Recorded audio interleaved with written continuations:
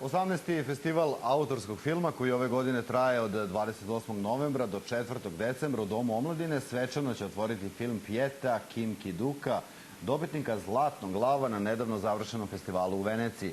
Zbog velikog interesovanja publike za taj film festival je počeo dan ranije, a publika će imati priliku da Kim Ki-dukov film pogleda i na više repriza do završetka festivala. Film koji je pobedio na poslednjem festivalu u Veneciji Pjeta južnokoreanskog reditelja Kim Ki-duka, verna publika festivala autorskog filma, mogla da vidi prvog doduše nezvaničnog dana festivala.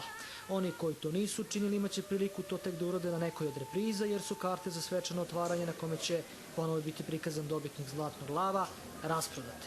Prilično surov, brutalan, šokantan, ali na kraju uspešno zaokružen, film Pjeta je priča o osveti koju jedna od žrtava torture sprovodi nad utjerivačem dugova koji proganja zadužene zanatlije.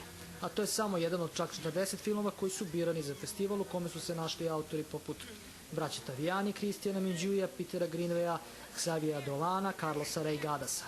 To je ona koncepcija zapravo koja ide na to da predstavi ono što je najvrednije u današnjem autorskom filmu. I to je ono što bih ponovio, što nemaju Cannes, Venecija i Berlin, koji moraju da uzimaju po svaku cenu filmove velikih autora, jer oni više onda neće dobiti njihove filmove. Organizatori festivala podsjećaju da je zainteresovanost publike veća nego ranijih godina, pa su brojne projekcije skoro pa prodate. Da podsjetimo, festival koji traje od 28. novembra do 4. decembra se održava u nekoliko beogradskih bioskopskih sala, a centralno mesto je Dom omladine. Reprizni i prateći programi su u dvorani Kulturnog centra, Kinoteci, Bioskopu Fontana, Domu kulture Studentski grad.